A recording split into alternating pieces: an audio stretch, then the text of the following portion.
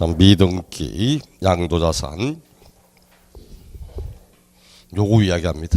미등기로 팔면 어떤 불이익을 받는가 하니까 첫째, 필응비 불이익이 있습니까? 없습니까? 필응비 불이익이 있어요? 없어요? 실거래가액으로 한 불이익이 없습니다. 근데 실거래가액이 확인되지 않아서 필요응비를 계산공제할 때는 부동산을 원래 3% 공제하지만 미등기는 0.3%밖에 안 주거든. 그러니까 필요응비 계산공제에서 일단 불이익이 있습니다. 두 번째, 미등기로 팔면 이거 없다. 장기보유 없다.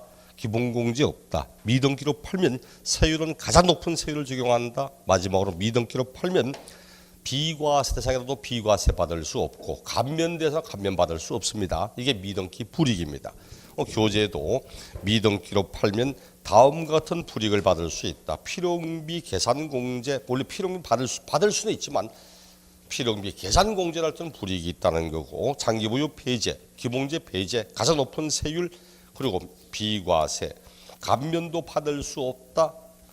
하지만 과거에 이렇게 했습니다. 옛날에는 미등기로 팔면 어떤 불이익을 받는지, 적어도 부동산 중개업을 하고 있을 때 부동산을 미등기로 팔았을 때 어떤 불이익을 받고 있는지 알고 있는가, 이거 가지고 문제됐는데 지금은 거의 다 안다고 치고 이제는 그 밑에 오른쪽 페이지에 다음에 해당할 때는 미등기로 팔아도 미등기로 보지 않겠답니다.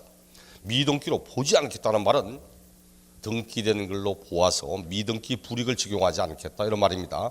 항상 그 밑에 내용이 나올 때는 설사 미등기라도 장기보유 인정을 하고 기본공제 적용하고 세율도 70% 아니고 비과세도 적용하고 이렇게 합니다. 1번 어떤 경우는 미등기라도 미등기로 보지 않는지, 1번 장기할부 조건으로 취득하였으나 계약 조건상 양도 당시 취득하는 등기가 불가능한 자산, 취득하는 등기를 하지 아니한 거랍니까? 하지 않은 게 아니죠. 불가능한 자산. 취득하지 않았다는 건 할 수 있는데 안 하는 거야. 근데 불가능하다는 말은 내가 미등기로 하려고 하는 게 아니고 등기를 할 수 없었던 불가피한 사유가 있다는 뜻입니다. 왜 등기 불가능했답니까? 무엇 때문에 등기 불가능했대 있죠?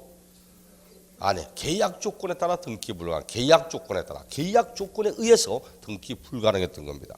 그럼 등기할 수 없는 이런 계약을 왜 했을까 하니까 장기할부로 취득했기 때문에. 장기할부로 1년 이상 기간에 걸쳐서 대금을 분할 지급하는 방식을 하다 보니까 내가 저 사람이 가지고 있는 토지를 꼭 사고 싶다. 내가 하고자 하는 사업에 꼭 필요한 위치에 있어서 내 가액이 100억 주만한 거야. 한꺼번에 주려니까 지금 당장 돈은 없고, 그래 요번에 30억 주고 1년 뒤에 20억 주고 1년 뒤에 50억 주고 해서 한 2년에 걸쳐서 100억 줄게 하니까 안 판답니다. 띄엄띄엄 들어오면 푼돈 될 확률도 있고, 지금 2년 지나면 부동산이 얼마가 될지 모르는데 지금 왜 파냐고. 그래 안 판답니다. 꼭 사고 싶다. 사정사정하니까 그럼 좋다. 이런 계약 조건을 제시할 건데 당신이 이 계약 조건을 받아들이면 내가 장기할부로 팔고 아니면 안 판답니다. 그럼 취득하기 위해서는 그 사람이 제시하는 계약 조건을 받아들일 수밖에 없었고, 계약 조건 때문에 내가 등기 불가능했다는 거지 미등기로 하려고 하는 게 아니라는 뜻입니다. 말만 보시면 돼. 무슨 사유로 미등기 되었냐, 딱 그 사유만 보면 됩니다. 장기할부로 취득했기 때문에 계약 조건상 등기 못했다 보시면 돼. 13회 시험 때 딱 한 번 단기할부 조건으로 틀렸다. 장기할부지 단기할부 안에다 딱 그렇게 한 번 냈던 지문입니다. 2번이 가장 많이 나온 지문이야. 2번. 요놈이 제일 많이 나온 지문입니다. 법률 규정, 법원 결정에 따라 등기 불가능했다는 거. 역시 미등기로 하려고 했던 게 아니고 법률 규정 때문에, 법원의 결정 때문에 등기 못했다는 거지 내가 미등기로 하려고 했던 게 아니라는 뜻입니다. 이걸 과거에 법률 규정에 따라서 등기 불가능하였던 요 자산을 양도할 때는 장기보유 특별공제 적용을 받을 수 없다. 틀렸다. 정답. 왜? 미등기로 보지 않기 때문에 장기보유를 적용받을 수 있는데 받을 수 없다고 해서 한 2번 정도 이거 가지고 문제를 삼아 틀린 걸로 정답 삼았던 부분입니다. 법률 규정, 법원의 결정 때문에. 그 다음 네 번째 보니까 1세대 1주택. 이거는 1세대 1주택에 한해서만 적용합니다. 1세대 1주택으로 건축 허가 받지 않았기 때문에 등기 불가능했답니다. 쉽게 말해서 무허가 1세대 1주택, 허가 안 받고 지었기 때문에 등기할 수 없었던 1세대 1주택. 얘는 다른 비과세권을 모두 갖추었다면 비록 미등기라도 미등기로 보지 않고 비과세 인정해 주겠답니다. 그 1번, 2번, 4번 보니까 모두 이런 사유로 등기 불가능, 이런 사유로 등기 불가능, 등기할 수 있는 사유를 알면 됩니다. 근데 3번은 농지가 나와. 비과세 농지. 교환번호 하는 거. 그다음 면제대상 농지, 감면 가운데 면제대상입니다. 두 가지가. 농지의 대토. 농지의 대토는 기존에 있는 농지를 팔고 새로운 농지를 사는 게 농지의 대토입니다. 그때 비과세 면제가 돼요. 또 8년 이상 작용했던 농지 전부 면제 대상이거든. 쉽게 비과세 면제 대상 농지는 뜻이야. 근데 무엇 때문에 등기 불가능했답니까? 그런 말이 없잖아, 그렇죠? 그래서 농지는 어떤 사유로 인하여 등기할 수 없든 간에 상관없이 농지만큼은 등기 여부 아무 관계없이 비과세 면제 요건에 해당하면 비과세 면제 인정해 줍니다. 다른 자산들은 이런 사유로 등기 못했다, 저런 사유로 등기 못했다지만 농지만큼은 어떤 사유로 인하여 미등기 되었든 상관없이 비과세 면제해 준다는 뜻입니다. 그 다음 5번과 6번은 보니까 둘 다 도시개발 사업입니다. 도시개발법에 따른 도시개발 사업하는데 둘 다 의미는 아직 사업이 종료되지 않았기 때문에 등기 못한 상태에서 환지를 판다든지 등기 못한 상태에서 채비지를 판다든지 이럴 때는 인정을 해주겠다고 이야기를 합니다. 환지 처분에 관한 내용이 다 끝나고 도시개발 사업이 아직 종료되지 않았기 때문에 내가 환지받는 토지를 취득 등기 못하고 팔았다. 채비지를 받아봐. 채비지를 받는데 공사비 대신 받아. 이걸 빨리 받아가 처분해야 자기도 공사비에 다른 뭐 물품 대금 주고 할 거 아닙니까? 그래서 아직까지 공사 용역 대가로 받은 채비지인데 토지 구획 환지 처분 공고가 되기 이전에 어쩔 수 팔 수밖에 없었다, 이런 거. 시험에 도시개발법에 따른 도시개발 사업 등 할 때 아직까지 등기 못하고 환지 팔았다, 등기 못한 상태에서 채비지 팔았다, 이런 건 인정을 해주겠다고 합니다. 급하니까 일단은. 그래서 작년 29회 시험 같은 경우는 6번 지문을 이어서 이런 경우는 미등기로 양도하더라도 미등기로 보지 않고서 등기되는 걸로 인정을 한다. 오케이, 맞는 것으로 정답. 이래서 맞던 부분입니다. 아마 원래 또 나올까? 제가 볼 때는 그만큼 확률상 높아 보이지 않습니다. 자주 나오는 게 아니거든. 작년에 왔기 때문에 원래 또 나오고 이런 내용보다도 원래는 작년 내지 않았던 세율이라든지 장기보유라든지 이런 쪽으로 끌려오는 확률이 더 많으니까 보시도록 하고, 양도소득금의 계산 특례 옆에는 보니까 뭐 17회, 19회, 23회, 25회 이렇게 되어 있는데 요거는 뻥입니다. 뻥. 요 놈은 원래 22, 23, 24, 25, 26, 27 계속 나오는 부분입니다. 10번 시험 치면 최소한 7번 이상은 나오는 부분이 양도소득 계산 특례입니다. 상속받은 재산의 양도, 요거는 큰 의미가 없고, 하지만 뒷장 2번 배우자 직계 좀비수간의 이월과세, 그 다음 303쪽 양도소득의 부당의 계산, 그 두 가지만큼은 반드시 꼭 봐야 됩니다. 배우자 직계 좀비수간의 이월과세부터 볼게요. 이건 시험에 굉장히 자주 나오는 부분입니다. 17회 시험 때 16회까지는 한 번도 되지 않다가 17회 때 딱 처음 등장하고 17회 때 나오고 19회 때 나오고 그 다음 21회부터 21, 22, 23, 24, 25 계속 나오더라고. 배우자 직계 좀비속 간에 배우자 또는 직계 좀비속 간의 정려, 이 정려를 통한 이월과세, 이렇게 이월과세. 또 가끔 가다가 앞에 말 빼버리고 다음 소득세법상 이월과세의 규정에 대하여 그래서 요 말만 내고 지나가는 게 있습니다. 이월과세, 건너뛰어 과세하겠다는 뜻입니다. 배우자 직계 좀비속 간의 정리를 통한 이월과세. 갑이 취득을 했습니다. 갑이 취득을 하고 예를 들어볼까? 취득할 때 3억 주고 샀습니다. 3억을 주고 취득했는데 요거 취득하고서 불과 한 2년 만에 7억이 되어서 7억이. 불과 2년 사이에 4억이 올라버렸습니다. 세부담 되게 많거든, 그렇죠? 야, 이거 어떡할까? 사람은 자기가 얻은 것보다도 잃어버릴 게 더 아쉬워. 4억 벌었다 생각보다도 1억 정도 세금 내야 된다, 이게 훨씬 더 아쉬운 거야. 어떡할까 고민하다가 마침 보니까 옆에 집사람이 지나가고 있네. 옳지. 배우자에게 정리합니다. 배우자 등에게 정리하는 거예요. 이제. 편의상 을이라고 치고 배우자에게는 얼마까지 증여세 안 나온다? 10년 안에 6억까지는 증여세 나오지 않습니다. 10년 내 6억, 10년 지나면 또 6억. 더 쉽게 말하면 같은 날, 평생 같은 날 결혼기념일에 평생 6천만 원씩을 계속 평생을 증여해도 증여세 안 나옵니다. 10년 동안 6억은 안 나오거든. 그럼 배우자에게 딱 증여한 순간 7억 가운데서 6억까지는 다 증여 공제되고 1억에 대한 세금만 내면 돼. 1억 이하의 증여세율은 10%입니다. 그럼 1,000만 원. 그 증여세를 신고기한 안에 신고만 해도 5% 빼줍니다. 그럼 950만 원. 950만 원의 증여세만 내면 상승된 4억에 대한 양도 차익은 다 날라가는 거야. 억 달 이상 내야 될 걸 다 날라갔습니다. 그리고는 이제 증여받은 을이 타인에게 팝니다. 을의 양도. 이런 원래 원칙은 양도일의가에게 마이너스 증여받은 것은 증여받은 날이 취득일이거든. 요 날까지 계산하는 게 원래 원칙입니다. 배우자에게 증여하는 것, 직계, 좀비 속에게 증여하는 것, 이 불법행위입니까? 합법적입니다. 그 법에도 배우자 간에는 10년 안에 얼마 공제해 준다. 그 직계 자기 자녀에게는 뭐 10년 안에 5천만 원 공제해 준다. 미성년자일 때 3천만 원 공제해 준다. 공제 증여하는 게 불법행위 아닙니다. 분명히 합법적 행위입니다. 합법적인 행위. 근데 분명히 합법적 행위는 합법 행위인데 합법적 행위를 통하여 조세를 회피하는 수단으로 이용하고 있다는 거지. 이걸 막자는 의미에서 나온 제도입니다.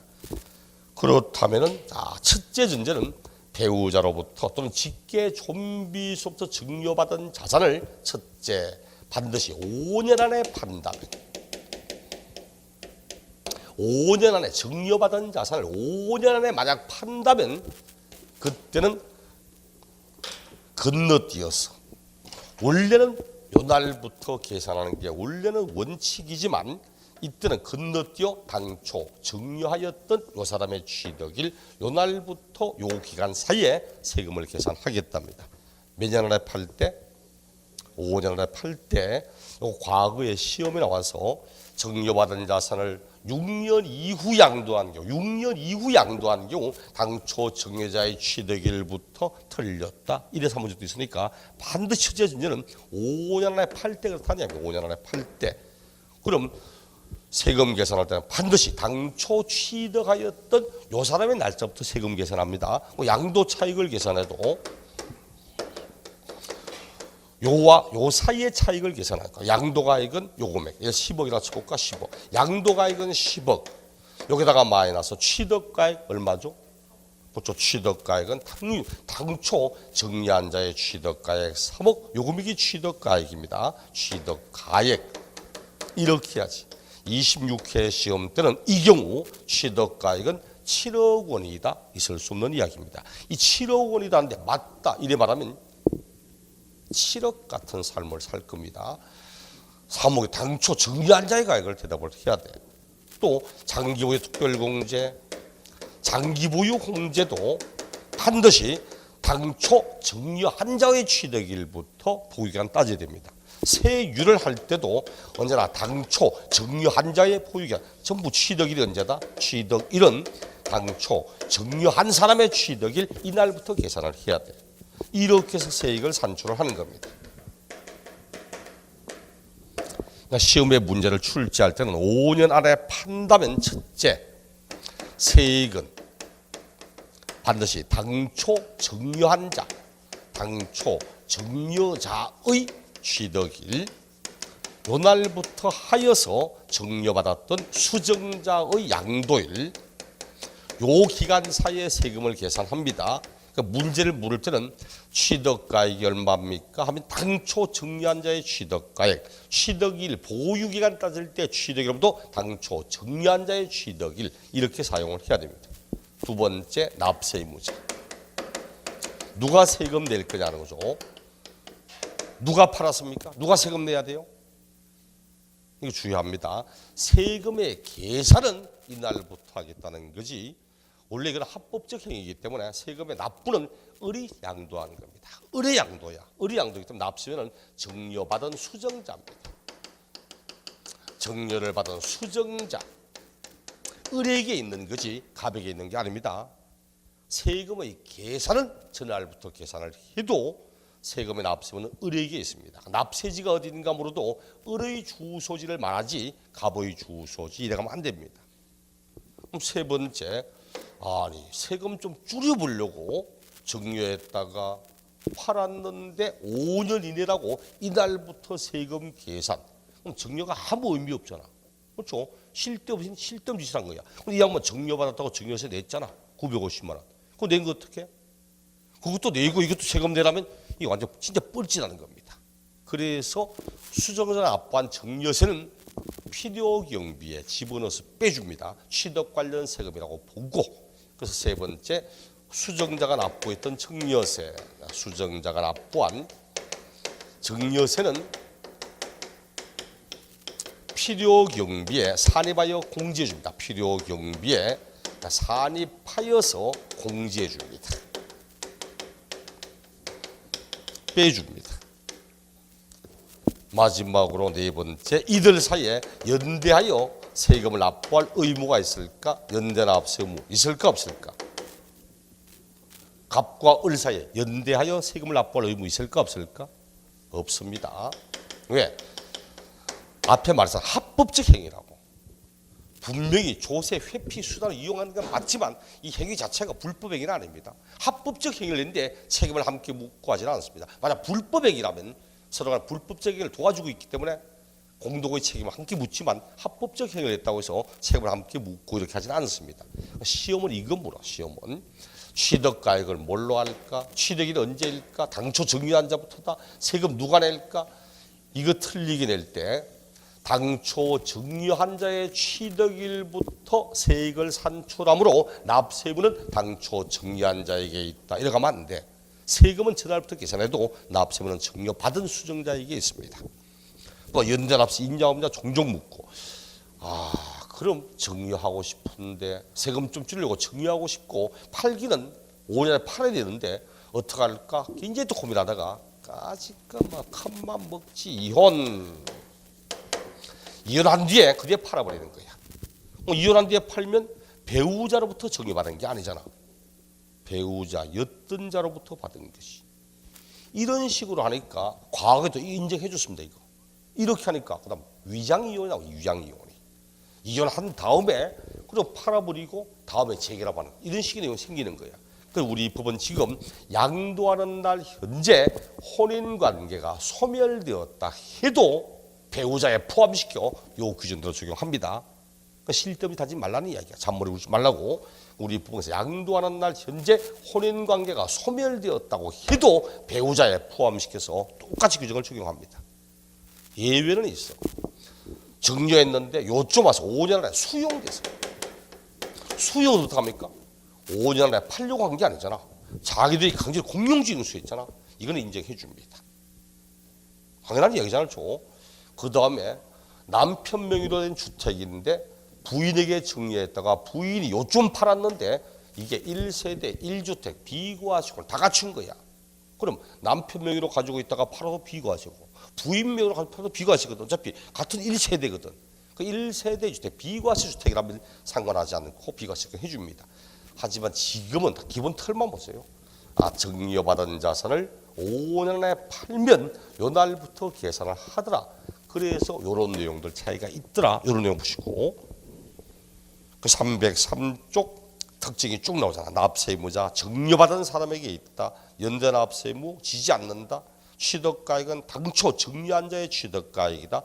보유기간도 증여한 사람의 취득일부터 한다. 납부한 증여세는 필요경비에 산입하여 공제한다. 쭉 이야기하고 있죠. 그러면 양도소득의 부당행위 계산 부인. 부당행위 계산 부인 가운데 양가로 1번보다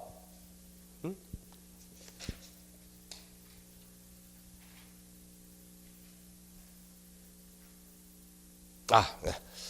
요것도 같이 볼게요. 이런 겁니다. 특수관계자, 특수관계인. 이번 특수관계인의 증여입니다. 증여.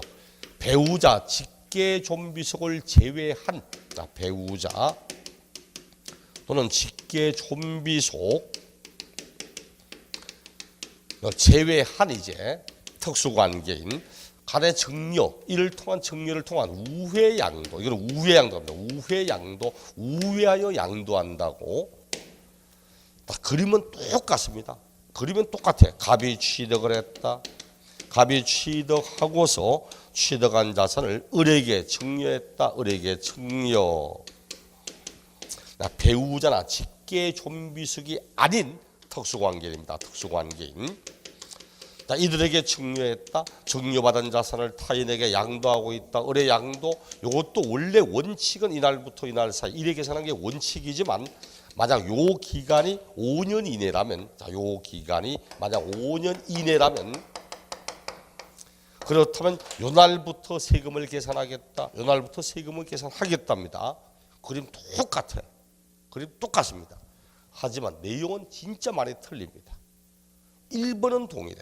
1번은 똑같습니다. 요거 만약 특수가 여기에다가 이제 특수관계면 딱 집어넣으면 돼. 그럼 어떤 차이가 있냐니까 1번 요거는 동일합니다. 요 놈은 동일해. 특수관계인 요라고도 요거는 똑같습니다. 당초 정리한 자의 취득일부터 세금 계산하겠다는 똑같은 거야. 근데 2번, 3번, 4번 다 틀립니다. 2번 납세 의무자가 누구냐? 이거는 배우자 등에 대한 정의는 분명히 법에서 인정하고 있는 합법적 행위입니다. 근데 배우자나 자녀들이 직계 좀비속이 아닌 특수관계인에게 정리하는 거야. 내가 부동산을 팔고 싶은데 세부담 너무 많아? 회사 사장인데 마침 고민하는 중에 복도를 지나가고 있는 김 부장이 보이네. 김 부장 좀 봅시다. 내 사업장에 일하는 임원, 사용인, 종업원은 특수관계입니다. 김 부장 좀 보자고. 김 부장 경기 안 좋은 거 알지? 안 좋잖아 사실 느끼는 거야. 얘기하니까 그래서 내 성격상 같은 직원을 자르기도 힘들고 김 부장의 속으로 성격상 저번도 잘랐는데 이 양반이 이 성격 틀리게 말하네. 자르기도 힘들고 그렇다고 임금을 적게 주기도 힘들고 그래서 내가 지금 가지고 있는 부동산이 있는데 이걸 팔고 싶은데 또 팔려니까 세부담 너무 많고 그래서 김 부장한테 청구했다가 김 부장이 양도하는 걸로 이렇게 해서 세금 좀 줄이고 싶은데 이런 겁니다. 세금을 줄이려고 의도적으로 아무 관계없는 제3자를 끼워 넣어서 본인이 양도하는 거예요. 이럴 때 우리 법은 똑같은 5년 안에 해도 이때는 누구냐니까 이때는 당초 정리한 사람이 직접 판 걸로 봅니다. 자기가 팔고 싶은 걸 세금 적게 내려고 그냥 제3자를 끼워 넣어서 우회해서 파는 겁니다. 이때는 당초 정여자가 직접 판 걸로 본다. 당초 정여자의 직접 양도로 봅니다. 직접 양도로. 당초 정여한 사람이 직접 판 겁니다. 그럼 봐요. 당초 정여한 사람이 직접 팔면 어른 관계 있어요 없어요? 아니 이 사람이 샀다가 이 사람이 직접 파는 겁니다. 그럼 어른 관계 있어 없어? 없잖아. 뭘 빠져라. 넌 빠져. 넌 빠져랍니다. 갑이 직접 파는 걸로 한다. 넌 빠져 하니까 을이 말하기를 나 정여 받았다고 정여세 냈는데요.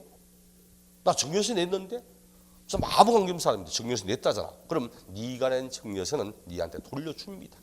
니는 아무 관계 없으니까 네가 낸 세금이 있다면 니는 돈 받고 돌려면 빠져나가랍니다. 그래서 이때 납부한 정여세는 수정자에게 환급해 줍니다. 수정자에게 환급 돌려줍니다.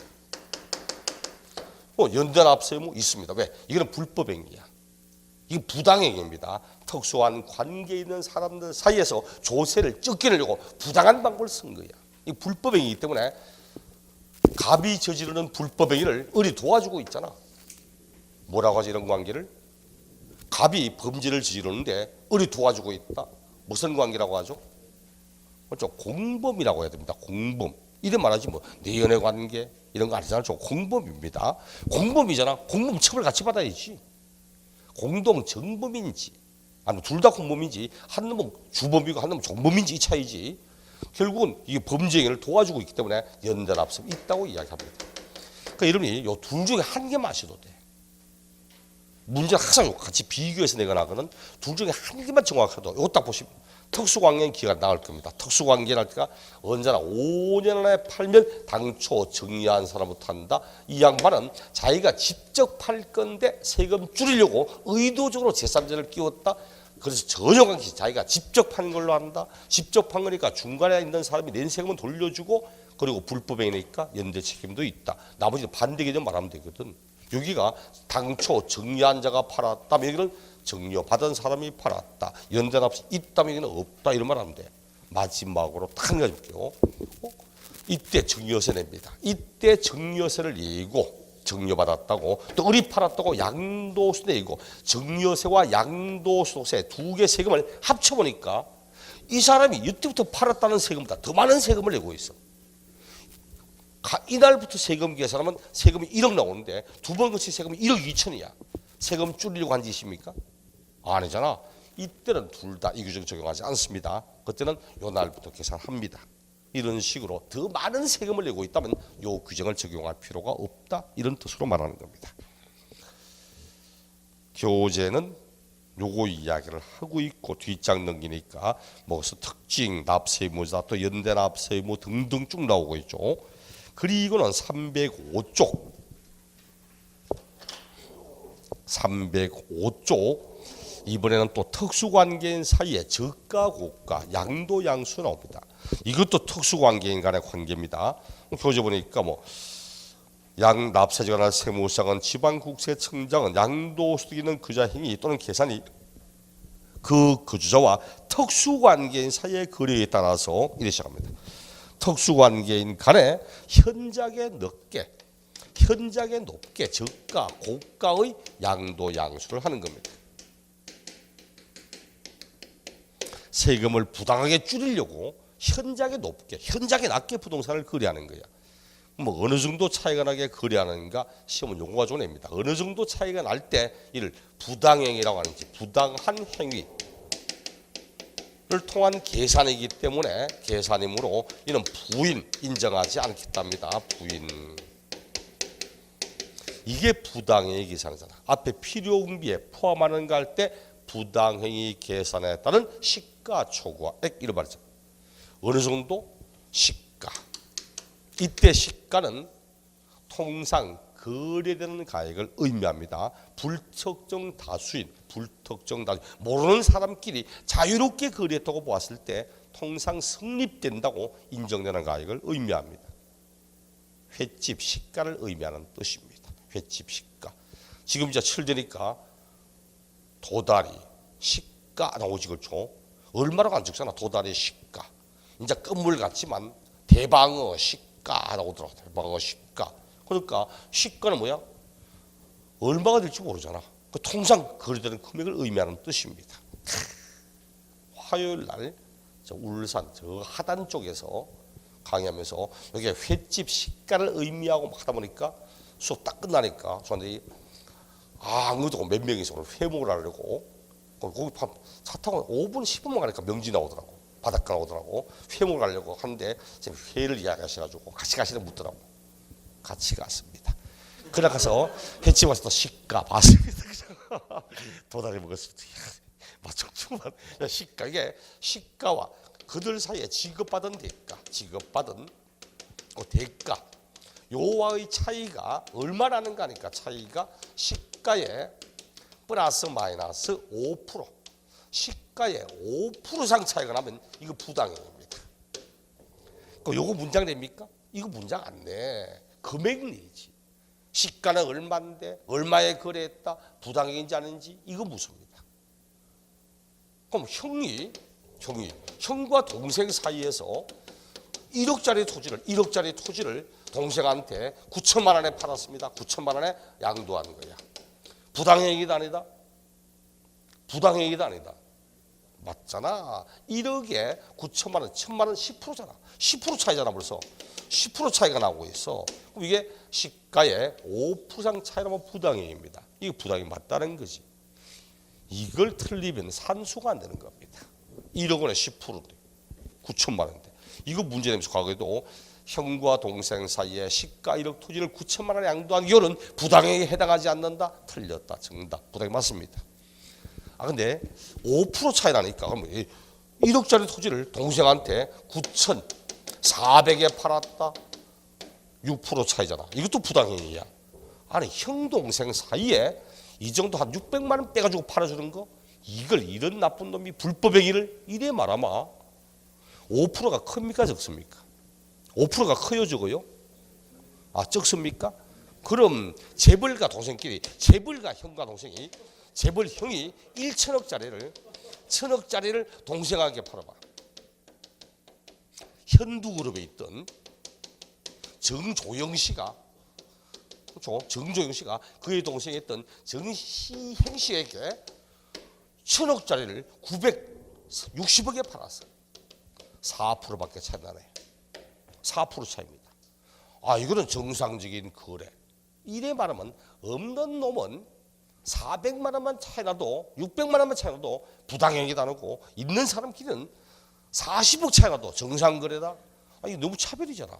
그래서 우리 법은 두 번째 시가와 지급받은 대가와의 차액이 3억 이상이 되면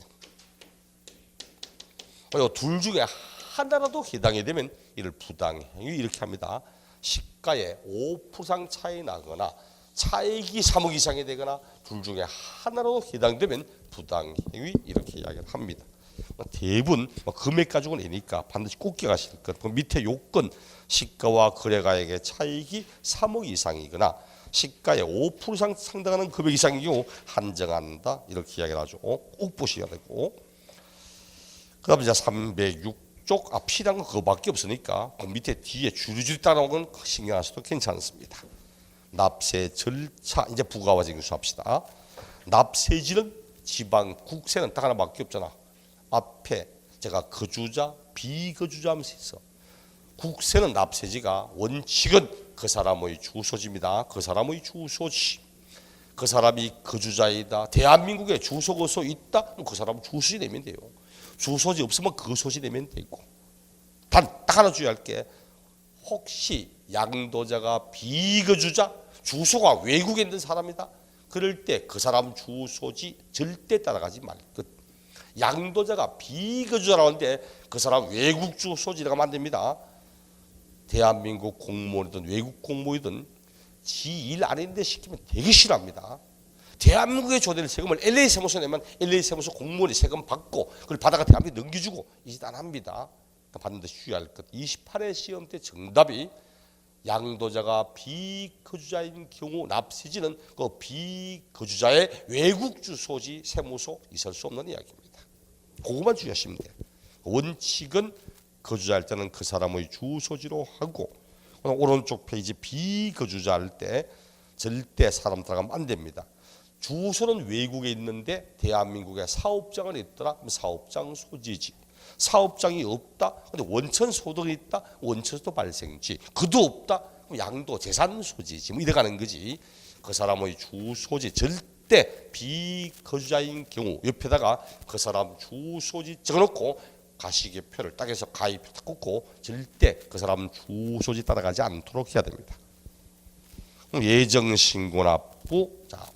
양도소득의 과세표준 신고는 두 가지가 있습니다. 예정신고가 있고 확정신고가 있습니다. 양도소득 과세표준, 예정신고납부, 확정신고납부. 양도소득 과세표준, 예정신고납부 이런 게 있고 그 다음 양도소득 과세표준 확정신고납부 두 가지가 있습니다. 근데 예정신고 확정신고 할 때 나는 요번에 자산을 양도했는데 양도 차익이 없어 이익이 없어 손실 봤어 신고해야 됩니까? 팔았는데 이익이 없다 아니면 오히려 손해봤다 신고해야 됩니까? 네? 해야 된다고? 왜?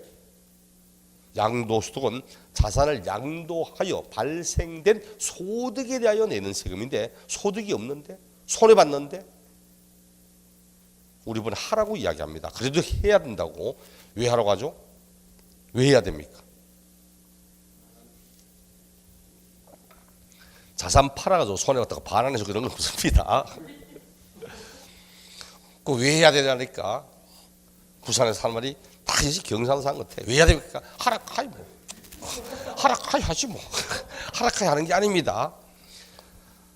나는 내가 팔았으니까 손해봤다는 거 알지. 내가 팔았으니까 이익 봤다는 거 알지. 근데 관할 세무서도 내가 팔아가 손해본지 이익 본지 압니까? 몰라. 그럼 이익 없다, 손해보았다면 이익 없다는 사실, 손해보았다는 사실을 증빙하는 자료를 갖춰 신고해야만 이익 없구나, 손해봤구나 알지. 나는 신고 안 하면 자기들이 정한 기준에 따라 세액을 산출한 다음 산출한 세금에다 가산세 플러스시켜 고지서 나옵니다. 그래서 우리 법은 예정 신고를 하든 확정 신고를 하든 양도 차익이 없다, 양도 차손 생겼다, 또는 여기서 과표가 없다, 결손 금액이 생겼다, 이렇게도 신고하라고 말합니다. 307조 예정 신고의 세 번째 줄, 이 경우 양도 차익이 없거나 양도 차손이 발생한 경우에도 예정 신고는 하여야 한다, 이렇게 말하고 밑줄 것을 보셔야 됩니다. 그다음 308조 확정신고 납부에도 하나, 둘, 세 번째 줄에 이 경우 해당 과세 기간에 과표가 없거나 결손 금액이 있는 경우에도 신고하여야 한다, 이렇게 말해요. 의미는 똑같은데 예정신고와 확정신고를 구분하기 위해서 예정신고는 양도 차익이 없다, 차손 생겼다 이런 말하고, 확정신고는 과표가 없다, 결손금액이 생겼다 이런 말합니다. 그것도 반드시 신고하라고 이야기를 합니다. 그러니까 몇 해 전에도 자산을 양도하였음에도 양도 차익이 없는 때는 양도소득 예정신고 하지 아니하여도 된다, 당연히 틀린 내용입니다. 차익 생기고 손해봐도 신고해야 됩니다. 신고를 해야 되는 거고,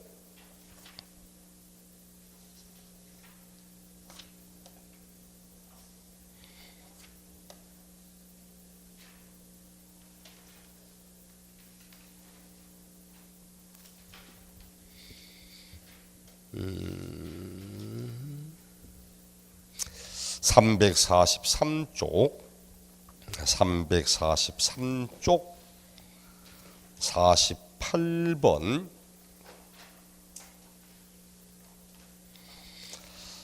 신고 납부 내용으로 틀린 걸 찾아보라고. 3번 양도를 하였는데도 양도 차익이 없는 때는 양도소득세 예정신고를 할 필요가 없다, 틀렸다 그렇죠. 틀렸다, 이 정답이거든. 50번 문제 27회 50번 문제 올바른 걸 찾으라고. 올바른 거. 그게 4번 양도 차손이 발생한 경우 예정신고 하지 아니한다, 틀린 지문.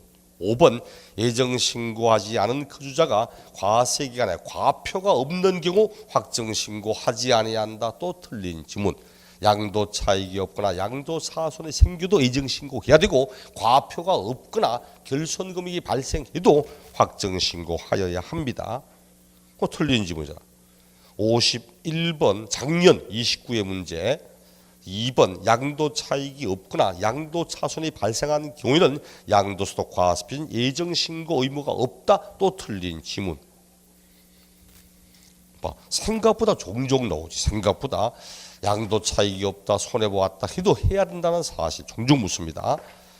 그리고는 다시 앞으로 돌아가서 그럼 이제 과세표준 예정신고 언제까지 하는가? 예정신고 언제까지 신고하는가? 신고기한 원칙은 양도일이 속하는 그 달의 말일 이날부터 2개월 그럽니다. 양도일이 속하고 있는 달의 말일부터 2개월 안에 예정신고 납부하라고 이야기를 합니다.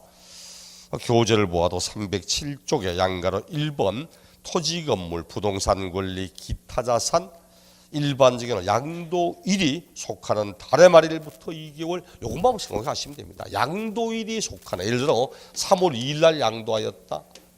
양도일이 속하고 있는 그 달의 말일 3월 31일, 고로부터 2개월 안에 5월 31일 요 안에 예정신고 납부 이렇게 해야 됩니다. 보통은 요 문장 있죠.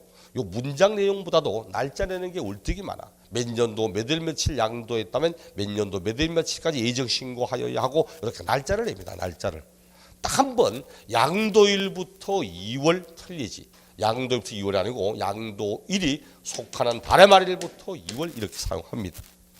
그리고는 여러분이 기억하실 거는 그 뒤에 2개월, 원래는 2개월인데 그 밑에 부담부정료 양가로 3번 부담부정료 우리 봐 앞에 배울 때 부담부정료 어느 부분은 양도고 어느 부분은 청료입니까? 글자 나누었잖아요. 딱 나누어 정료받는 사람이 부담하여야 하는 거 채무에 상당하는 부분 채무는 양도 이 금액을 제외한 나머지는 정료 그렇죠? 나머지는 청료잖아. 그럼 문제는 이것도 양도 맞거든. 채무는 양도야. 양도 신고해야 됩니다. 조날까지. 근데 정료는 또 언제까지 정료세 신고하냐면은 정료일이 속하는 달의 말일부터 3개월 안에 정료 신고해야 됩니다. 근데 어차피 부동산 일을 넘겼는데 양도라고 해서 2개월 때 한 번 세무서 가고 또 정료라고 3개월 때 세무서 가고 하면 같은 사건 가지고 2번이나 세무서를 가야 돼. 얼마나 힘들고 귀찮습니까? 그래서 이 경우는 정료세가 3개월이니까 요게 맞춰서 정료세 신고 납부하러 갈 때 함께 양도세도 같이 신고 납부하라고 그래서 3개월 이래 잡아준 겁니다. 그러니까 부담부 정료시 그 양도에 해당하는 채무 부분은 그때는 2개월 한 3개월 이렇게 이야기를 합니다. 요거 보시면 되고 그 다음 두 번째 봐야 될 거 요겁니다. 같은 연도에 동일 연도에 누진세 대상을 여러 차례 팝니다. 누진세 대상을 여러 차례 파는 게 수배 2회 이상 양도하는 경우 2회 이상 양도하고 있다. 그럼 어떻게 해야 되죠? 제가 앞에 있잖아. 누진세 대상은 여러 차례 팔면 합쳐 신고해야 됩니다. 합쳐서 양도소득 금액을 합산하여 신고를 해야 됩니다. 뒷장 넘겨보니까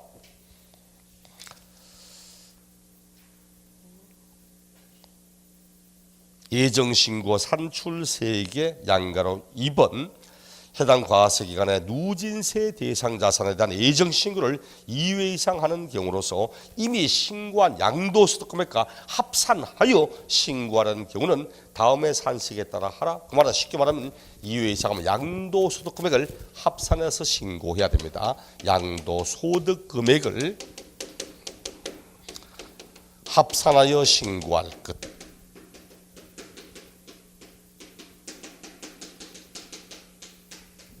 합쳐 신고해야 됩니다. 그럼 여러분 그다음에 생각을 해봐요. 합쳐 분명히 양도소득 금액을 합산하여 신고하라고 하는데 만약 합산하지 않고 따로따로 신고하면 어떡하죠? 따로따로 신고하면 1월 달에 토지 팔았다 예정신고합니다. 5월 달에 건물 팔았다 예정신고합니다. 근데 문제는 합쳐 신고해야 되는데 합치지 않고 따로따로 신고해서 그럼 어떻게 해야 되죠? 그럼 어떡합니까? 그때는 확정신고 기간도 요 기간 안에 서로 합산하여 새롭게 신고를 해야 됩니다. 우리 법은 이렇게 말해요. 잘 보세요. 원래 확정신고는 언제 하는가 하니까 1번 얘는 다음 연도 6월달 다음 연도 5월 1일부터 5월 31일까지 합니다. 이거 모르면 좀 대한민국 국민의 성년으로서 문제가 있어. 대한민국 소득세는 원래 발생한 소득은 다음 연도 5월달 되면 종합소득세 확정신고 납부합니다. 종합소득세도 5월달 되면 종합소득 확정신고는 해빼. 어떤 소득이든 소득세의 확정신고 납부는 소득이 발생한 연도의 그 다음 연도 5월달에 합니다. 5월달에 5월달 하고 자 그다음 이래 말해요. 우리 법은 예정신고했다. 예정신고한 자는 확정신고 하지 아니할 수 있다. 확정신고 하지 아니할 수 있다. 예정신고 한 사람은 확정신고 하지 아니할 수 있습니다. 안 할 수 있어. 전제는 예정신고한 것과 확정신고하는 게 똑같으면 굳이 2번 반복시킬 필요가 없다는 거지. 우리 근로소득자들이 연말정산만 끝내지 근로소득 앞에 있죠. 근로소득도 종합소득인데 5월달에 종합소득세 확정신고 납부 안 하거든. 연말정산 끝내거든. 왜? 연말정산 한 내용이나 5월달에 종합소득세 확정신고 납부하려니까 똑같거든. 굳이 2번 반복시킬 필요가 없어. 나는 회사에서 연말정산 했는데 상가 건물도 가지고 있기 때문에 임대소득도 있다. 그때는 연말정산 한 내용과 임대소득의 금액을 합쳐서 확정신고세로 해야 됩니다. 자, 그럼 요거 원칙은 예정신고에 있다면 확정신고하지 않아야 할 수 있는데, 다만 2회 이상 양도한 경우로서 합산하여 신고하지 않았다. 그럴 때는 비록 예정신고했다고 해도 합산하여 새롭게 신고를 해야 됩니다. 여기 이제 요 분의 예외거든. 원칙은 누진세 대상을 2회 이상 팔면 합산하여 신고해야 되는데 합치지 않고 따로따로 했다. 그때는 확정신고시 넘어와서, 원래는 예정신고했다면 확정신고 안 해도 되는데 예정신고하였지만 합산하여 신고하셨다면 이때는 합쳐 신고하라고 이야기를 합니다. 세 번째, 신고 납부 의무를 이행하지 않았다. 신고의 의무, 납부의 의무, 이런 의무를 불이행했다. 그럼 가산세 나옵니다. 가산세 및 총론하면서 취득세하고 다 똑같은 겁니다. 신고 불성실, 과소신고 10%, 무신고 20%, 부당무신고 40%, 부당과소신고 40%에다가 플러스 뭔지 몰라도 10%, 납부불성실 하루 지날 때마다 매일 0.025%, 납부불성실 똑같습니다. 그런데 여기도 봐. 여기도 똑같이 3번 신고납부 의무를 불이행했다. 가산세 원칙은 예정신고와 똑같습니다. 가산세 원칙은 예정신고와 동일합니다.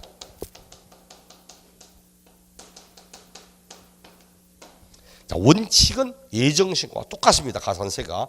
그런데 가만히 봐요. 이거 나 예정신고 때 신고 안 해가지고 무신고 가산세 적용 받았습니다. 신고 안 했으니까 납부도 안 하겠지. 납부불세도 가산 받았습니다. 근데 확정신고 때 또 안 한다고? 또 무신고 가산세, 미납부 가산세 하면 이게 비록 같은 소득이잖아. 같은 소득인데 신고를 두 개를 나눠놓고 저때 안 했다고 가산세, 이때 안 했다고 가산세 하면 같은 사건 가지고 처벌을 2번 받는 거야. 일사부질 원칙이거든. 동일한 사건에 거듭 처벌할 수 없도록 돼 있는데 이걸 이중과 하십니다. 이러면은. 그래서 우리 본 예외적으로 무신고 그리고 미납부 요 2가지입니다. 신고 안 했다, 납부 안 했다, 요 2가지 돼서 요 미납부이라요. 요 경우는 예정신고에서 예정신고로에 가산세 적용받았다. 예정신고 시 가산세가 적용된 경우, 가산세가 적용되었다. 이 경우는 확정신고 시는 다시 적용하지는 않습니다. 확정신고 시는 다시 적용하지는 않습니다. 다시 적용하지 않는다. 어떤 가산세? 무신고 가산세, 미납부 가산세. 이 경우는 예정신고와 관련하여 가산세가 적용됐다면 확정신고 시에 또다시 적용하고 이렇게 하지는 않습니다. 요까지가 이제 우리 예정신고, 확정신고라는 부분에 시험 나오는 건 딱 저런 정도밖에 나오지 않습니다. 교재에 309쪽 결정, 경정 안 보셔도 괜찮습니다. 310쪽도 안 보셔도 괜찮습니다. 311쪽 가산세 이미 총론할 때 하는 거고, 대신 가산세 가운데서 딱 한 가지 제일 끝줄 동그라미 2번 311쪽 동그라미 2번 환산가액 적용에 대한 가산세. 거주자가 건물을 신축했습니다. 건물을 신축하고 신축한 건물을 5년 안에 팝니다. 5년 안에 파는데 취득가액이 확인되지 않아서 어쩔 수 없이 매매 사례가 감정가도 안 나와서 환산가를 적용시킵니다. 환산가를. 그럴 때는 그 취득가액, 환산가를 취득가액이라는 경우 해당 건물 환산가의 5%에 해당하는 금액을 세액에다가 더해서 과세하고 있습니다. 딱 정리한다. 건물 신축하고 5년 안에 파는 경우로서 취득가액을 환산가로 할 때는 환산한 금액의 5%를 세금에다가 더하여 가산합니다. 딱 그 정도만 보시면 됩니다. 뒷장에 있는 징수, 환급 보실 필요 없고, 분납과 물납은 인정되지 않고 시험에 나오는 조세 가운데 물납 허용되는 거 뭐밖에 없다 있죠? 재산세밖에 없다고 있고, 분납도 앞에 재산세 할 때도 했잖아. 그것처럼 딱 금액만 보시면 돼. 이건 납부세액 1천만 원 초과할 때만 분납이 가능하고, 분납 기간은 재산세와 동일하게 납부기한 지나고 2월 안에 납부하게 할 수 있습니다. 그러니까 분납 금액 혹시 기억납니까? 제가 패턴 기하라고 했던 거 1번 나오면 어떡하라고, 2번 나오면 어떡하랬죠? 1번 나오면 앞에는 요 금액은 무조건 내고 나머지는 분납할 수 있다. 2번 나오면 절반은 내고 분납할 수 있다. 얘는 최저 금액이 1천만 원 초과해야만 신청할 수 있거든. 그럼 1천만 원 초과하는데 2천 이하다. 2천도 초과하고 있다. 그럼 시험에서 뭐 1,800만 하면 1,000만 원 무조건 내고 나머지를 분납합니다. 1번 나오면 앞에 금액은 무조건 내야 돼. 요 금액은 내고 나머지를 분납할 수 있습니다. 2번 나오면 절반은 무조건 내고 분납할 수 있습니다. 절반은 무조건 내고 분납할 수 있어. 뒤에 문제 봅시다. 314쪽 구계자산 하나 딱 남았지만 잠시 놔두고,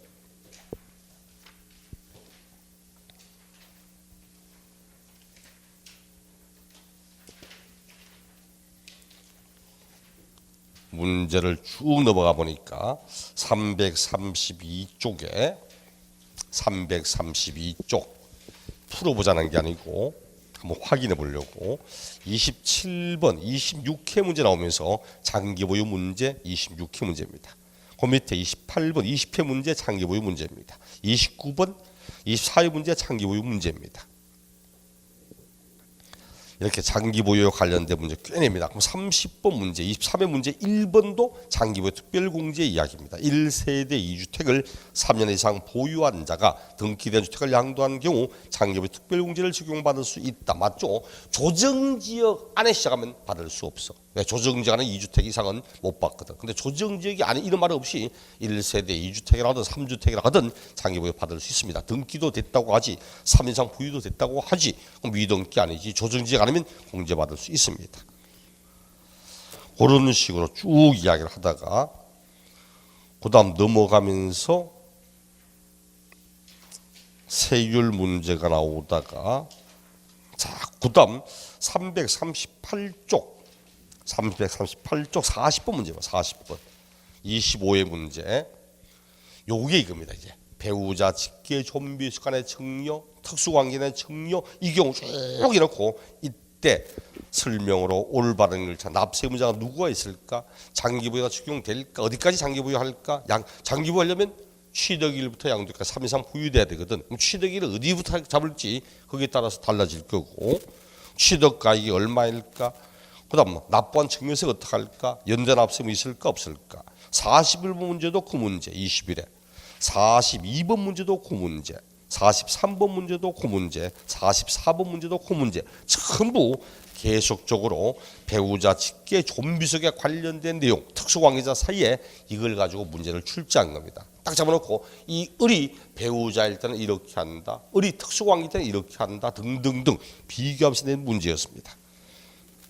그럼 47번 문제를 보니까 47번 틀린 거 찾아라. 언제 팔았답니까? 문제 보니까 제일 위에 거주자 갑이 2019년 5월 15일에 팔았을 때, 그래서 1번 5월 15일 팔면 5월 15일 양도에 속한 달의 말일 5월 31일, 그로부터 2월 안에 7월 30일까지 예정신고 납부한다. 1번 7월 30일까지 신고해야 한다. 오케이죠. 이런 내용들이고, 그럼 5번 지문, 거주자가 양도소득 확정신고에 따라 납부할 세액이 3,600이다. 자, 3,600이라면 이거 2천만 원 초과하잖아. 2천만 원 초과하면 절반은 내고 절반을 분납할 수 있지. 3,600이면 1,800을 내고 나머지 1,800을 분할 납부할 수 있다. 오케이, 맞는 지문. 이런 것처럼 근래에 들어서는 금액을 내는 경우도 가끔씩 있더라고. 금액 내는 경우 50번 문제 27회 문제도 2번 납부세액이 1,600만 원인 경우 600만 원을 분납할 수 있다. 맞죠? 1,000원 초과하는데 2,000이 하잖아. 그럼 1,000원 무조건 내고 600만 원을 분납할 수 있다. 오케이. 3번은 세금이 2천만 원인 경우 분납할 수 없다. 틀렸죠. 1천 초과 2천 이하, 2천 초과 금액이 얼마다 다 분납 가능합니다. 자, 이렇게 걸려서 뭐 금액이 얼마를 분납할까 이런 내용도 종종 나오고 있더라고. 그 다음 나오는 문제가 보면은 이제 54번, 55번, 56번 이런 것이 이제 국외자산에 관련된 문제입니다. 국외자산 관련 문제. 그 이제 국외자산 문제 볼게요. 우리 국외자산 양도 누가 팔 때 납세무가 있습니까? 314조 국외자산 양도에 대한 양도소득세 누가 팔 때 납세무가 있죠? 거주자가 파는 겁니까? 비거주자가 파는 겁니까? 거주자입니까? 비거주자입니까? 거주자잖아. 우리 소득세법 처음 시작할 때 거주자는 국내 자산의 양도든 국외자산 양도든 다 과세한다고. 근데 외국에 주소를 둔 사람이 미국에 살고 있는 사람이 미국 부동산 팔았다. 미국에 살고 있는 사람 미국 부동산 팔면 한국에 세금 내야 됩니까? 세상에 그런 게 어디 있어. 캐나다에 살고 있는 사람이 캐나다 부동산 팔았다고 대한민국에 세금 내고 이런 거 없잖아. 그럼 비거주자는 대한민국 안에서 생긴 소득만 과세하지 외국에 생긴 소득 아무 관계 없습니다. 그러니까 반드시 국외자산 양도는 거주자의 국외자산 양도. 거주자의 국외자산 양도입니다. 근데 요놈 볼 때는 국외자산 양도와 국내 자산 양도 어떤 차이가 있는가? 국내 자산 양도와 어떤 차이가 있는가? 비교하는 데 이걸 좀 보시면 돼. 첫째, 납세 의무가 있는 거주자라는 게 도대체 누구인지 거주자. 납세 의무가 있는 거주자가 누군가는가? 원래 국내에서는 거주자면 대한민국의 주소만 있으면 됩니다. 183일 이상의 거소만 있으면 됩니다. 하지만 국외자산 팔을 때 납세 의무가 있는 거주자는 자 밑줄 잡고 봅시다. 거주자는 1번 314조 양도소득세는 해당 자산의 양도일까지 계속하여 5년 이상 우리나라의 주소, 거수를 둔 거주자 한해서 납세 의무가 있습니다. 요것도 27회 시험 때 3년 이상 주소 거수를 둔 자로 한다. 틀렸다. 지문이지. 요거는 정답되든 정답되지 않든 납세 의무는 거주자가 누구인가는 거의 묻는 편입니다. 반드시 국외산 팔 때 납세 의무는 파는 날 현재 우리나라에 5년 이상의 주소 거수를 둔 자를 이야기를 합니다. 두 번째, 과세 대상. 어떤 자산을 팔 때 과세하는가? 국내와 국외는 거의 동일합니다. 그래서 딱 하나, 과상 가운데서 부동산 임차권이에요. 부동산 임차권. 우리 국내 할 때는 부동산 임차권 등기된 부동산 임차권 등기된 것에 한해서만 과세했습니다. 하지만 국외 자산은 임차권 등기와 아무 관계없이 과세합니다. 그럼 밑에 과세 소득의 범위 보니까 원칙은 거의 국내나 국외나 거의 동일한데 동그라미 2번 부동산 권리 가운데서 앞에 양도소득세 대상인가 할 때 지상권, 전세권, 등기된 부동산 임차권 이렇게 여기는 등기된 말 없이 그냥 지상권, 전세권, 부동산 임차권 합니다. 그래서 항상 임차권도 국외 자산은 등기와 관계없이 과세한다고. 왜? 국외 자산을 임차권 왜 등기하고 관계없이 과세합니까? 나라마다 제도가 틀리거든. 나라마다 제도가 틀려. 우리나라는 임차권이 채권이기 때문에 등기하여야만 물권화되어서 부동산이라는 권리 이름 말하지. 하지만 다른 나라도 임차권이 다 채권입니까? 물권인 나라도 있을 거고 또 임차권이 등기 대상이 될 수 없는 나라도 있을 거고 더더욱이 등기제도 없는 나라도 얼마나 많은데 등기제도 없는 나라도 굉장히 많습니다. 아프리카 대부가는 등기제도라는 게 없어. 그럼 미등기라는 건 등기해야 되는 걸 등기하는 게 미등기지 등기제도 없는데 미등기는 없습니다. 앞으로 국외 자산은 어떤 경우도 미등기하고는 아무 관계 없습니다. 임차권도 건물이 등기 안 된 상태에서 임차권 등기되고 이런 게 없기 때문에 항상 임차권 등기와 관계없이 과세한다. 이렇게 해야 됩니다. 그 다음 오른쪽 페이지에 계산은 원칙은 실거래 가액으로 합니다. 1번 양도가액의 원칙은 실거래가액으로 합니다.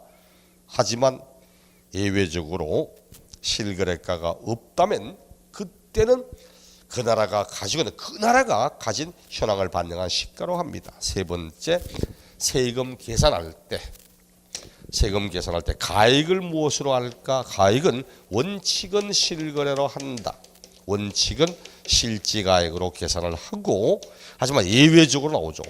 이것도 27회 시험 때 실거래 가액이 있더라도 이 금액을 하지 않고 그 나라가 정하고 있는 현황을 반영한 시가로 하고 그런 거 없습니다. 원칙은 실거래로 하고 실거래가 확인 안 되면 그 나라가 정하고 있는 기준에 따라 하고 하는 거지.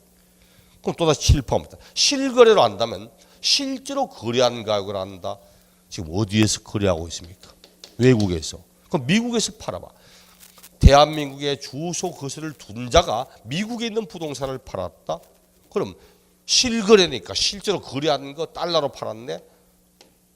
양도가액 달러, 취득가액 달러, 거기다가 플러스 자본적 지출액 달러, 양도비 달러, 거기다가 해서 금액을 구한 다음 장기보유는 없습니다. 기본공제 달러, 과세 표준 곱하기 세율 몇 달러 이하는 몇 달러는 몇 프로 막 이러면은 전 세계에 통용되는 모든 화폐 단위를 다 적어야 돼.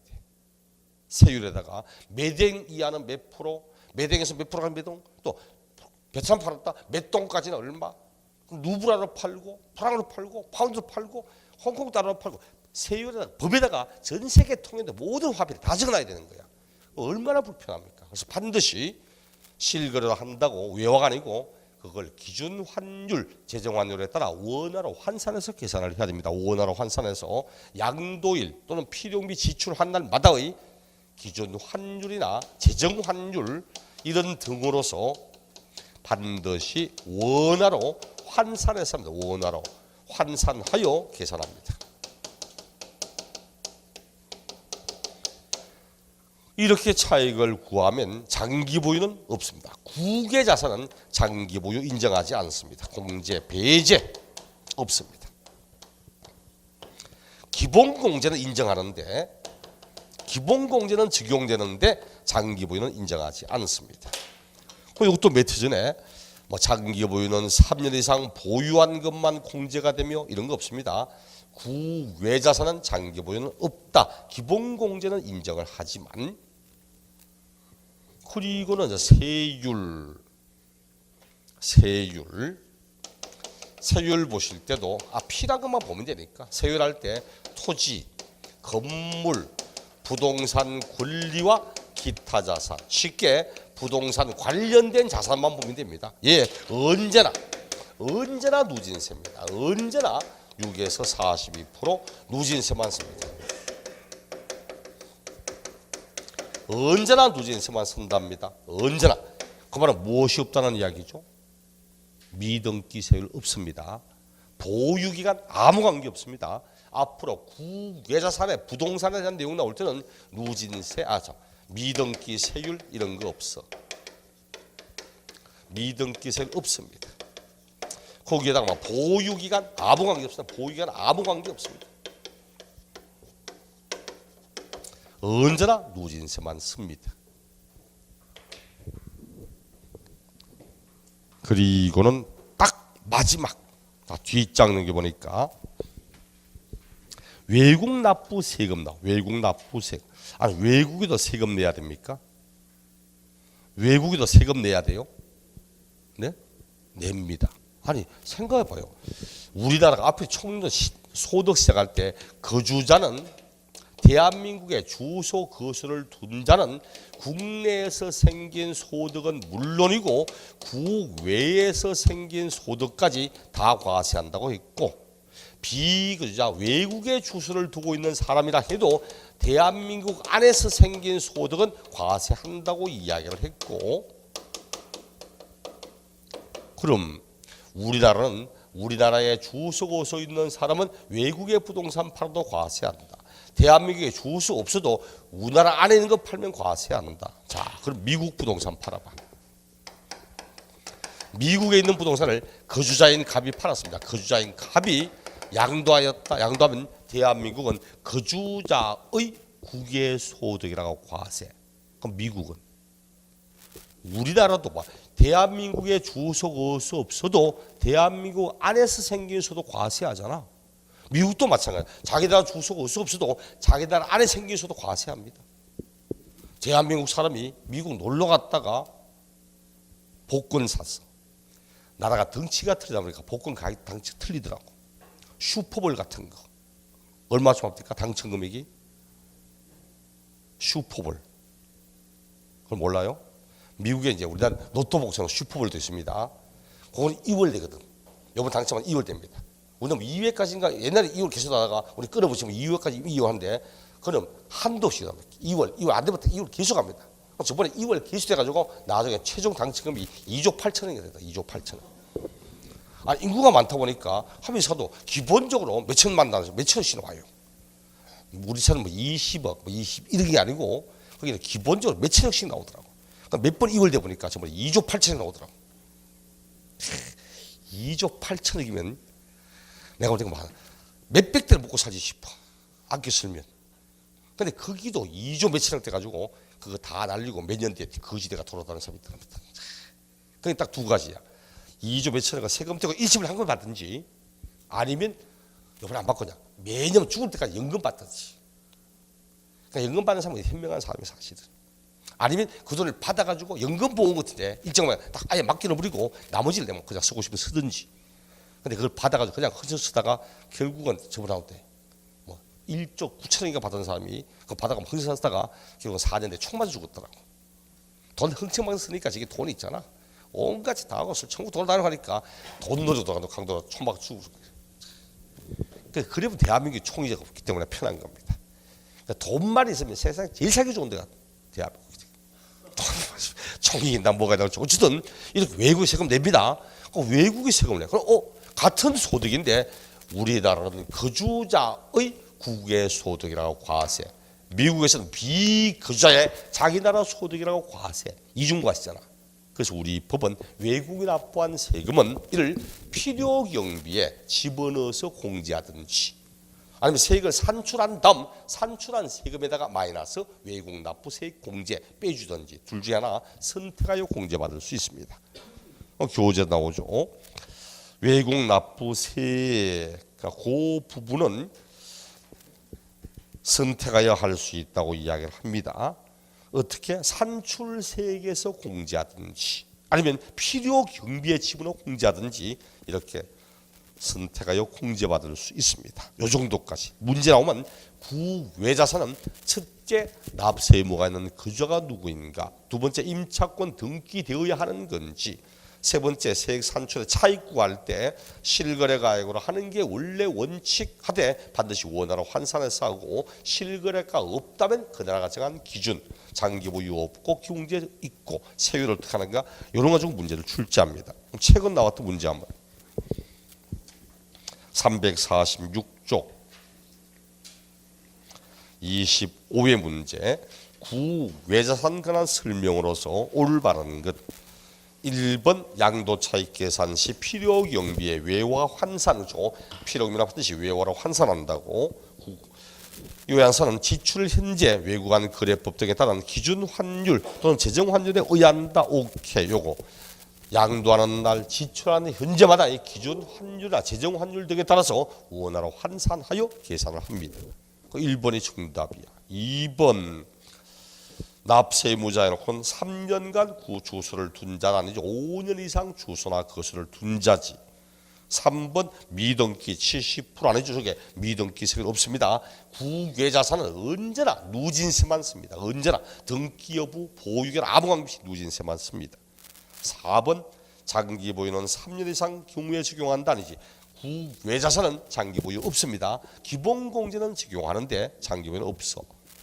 5번 국외자산 양도 가액은 실거래 가액이 있더라도 양도한 현황을 판명한 시가 아니죠. 실거래가가 원래 원칙이고 실거래가 없다면 그때는 그 나라가 정하고 있는 현황을 반영한 시가를 하는 거지. 5번도 틀려.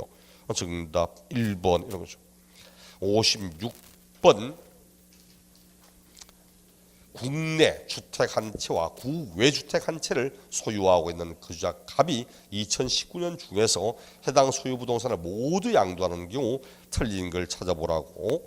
1번 갑이 국내 주택을 먼저 양도하는 경우 2년 이상 보유한 경우라도 1세대 2주택에 해당하므로 양도세 과세된다. 틀렸죠? 저가 없잖아. 1세대 주택은 국내 한 개 있으면 되는 거지 외국에 또 가지고 있다 아무 관계 없다고 이야기했잖아.